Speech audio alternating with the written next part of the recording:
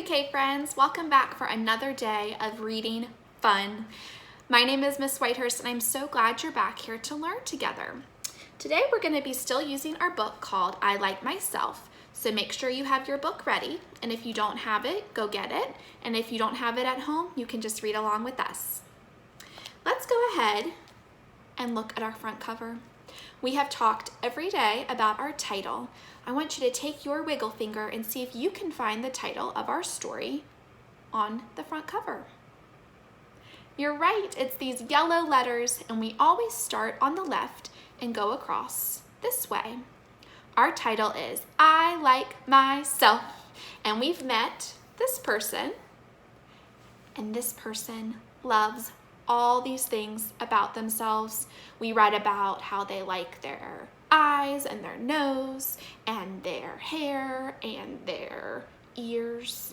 So we are going to get to read a little bit more inside of our story and find out some new words. We're going to learn about opposites. Do you know what an opposite is? When we say two words are opposite, that means they are different. They are big and small, high and low. So we're going to find some examples of some opposite words in our story today. So when we open up our book, we are so gentle and we turn the page at the corner. You can do the top or the bottom.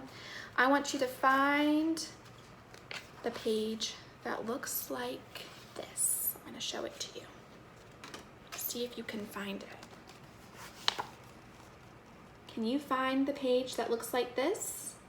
It has a lion with really big eyes on it. Awesome, you found the page. So we're going to read this page together, and I want you to listen and see if you can hear any opposite words. I like me wild. I like me tame. I like me different and the same. When I started reading on this page, I touched the first word in the sentence and I went this way. Do you notice how there are spaces between each word? That helps us know when one word ends and a new one begins. So when I read this page, I heard two pairs of opposites. Wild and tame are opposites, and different and same are opposites. So I wanted to show you what these mean, because you might not have heard the word wild before, and you might not know what tame means either. So I'm going to write those two words to start. The first word was wild. When I write the word wild, I hear the W sound at the beginning, and at the end, wild, D. Wild means you have a lot of energy and you are all over the place and you like to move and you like to groove and you have so much to do and say. The opposite of that is the word tame. T-A-M-E.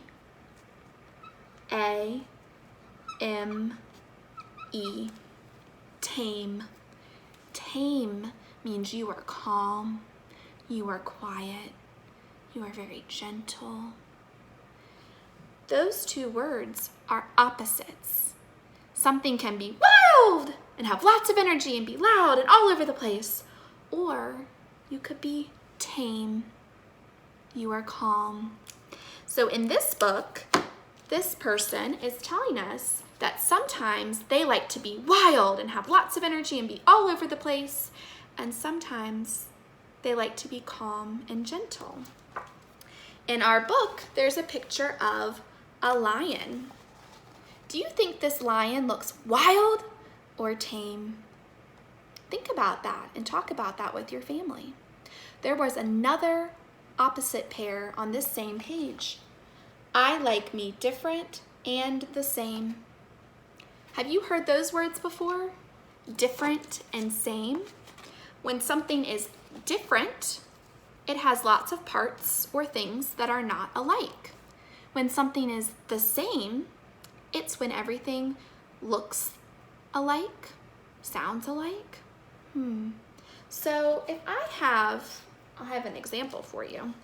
If I have these two markers, what's something that is the same about them? Can we think about one way that they are similar? You're right, they're both markers. We use them to write and to draw. That is something they have in common that is similar. But what's something that's different about them? Are they the same color? No, they are different colors. So something can be similar, like these are both markers, or they can be different, like they're different colors. So in this book, this little person is telling us that sometimes they are wild and tame. Sometimes they are different, sometimes they are the same. This person can change. Sometimes we feel some ways and then we change and feel another way, and that's okay. I want you with your family, when we're done with our reading lesson today, to look through this book and see if you can find any more opposite pairs, things that are opposite from each other, and talk about them together. For writing today, we are going to be using a computer program called Active Inspire, where I can practice writing using the computer, and you can practice writing using a marker or a crayon at home, your choice. So today we are working with the letter P and the letter O. Do you remember what sound the letter P makes? You're right. You can pretend you're like a penguin and go p, p, p. One special thing about the letter P is it makes air when you make it sound. So if you put your hand in front of your mouth, press your lips together and make the p sound, you should feel a little puff of air on your hand. For the letter O, we pretend we are an octopus. Why do we pretend to be an octopus for the letter O? You're right, because octopus begins with the letter O, and you can hear that sound when you say the word. Octopus. Is the sound that O makes. So I'm going to pick a color, and we are going to practice writing our letter P and our letter O. So at home, make sure that you have your writing tool ready to go. I'm going to choose the color pink for the letter P. And then I'm going to choose my tool. I think I'm going to write with the pen. When we make the letter P, we start at the top and we work our way down, and we don't have to pick up our marker or our pencil or our crayon. Watch, and then you're going to practice with me. All right, to make the letter P, we do a big line down, and then you can go back up, and a little curve to the middle, and that's our letter P. Now, if you want to do a lowercase p, because that's an uppercase P, you can do it very similarly, but you go down and back up around. The uppercase P is big and the lowercase p is small. They both have a straight line down and a curve around to the middle. Now, if we want to do our O's, I'm going to pick a new color. I think I'll do purple. And O, in uppercase form, looks like a shape. So I want you to watch when we draw it and see if you can think of what shape it looks like. And then a lowercase O also looks like a shape, but it's a different one, okay? All right, let's get our writing hands ready. To make an uppercase O, we do a big curve like a C, and then we keep going to close it up, okay? Now, if we want to do a lowercase O, we do a little curve like a C, and then we go around and close. What does our uppercase O look like? You're right, it looks like an oval. What does our lowercase o look like? Yes, exactly, it looks like a circle. So an uppercase O is kind of a stretched out circle, and that makes an oval, and our lowercase o is the shape of a circle. So at home, I want you to practice writing these letters, and I want you to try to fill up your entire page with O's and P's, and then you can count them and see how many you have of each. I wonder which one you'll be able to fit more of. Today, we are going to practice our writing, and we are going to try to make words that all begin with the same letter. I'm going to write the letter on my board, and you tell me what letter we're going to be using. Watch and see.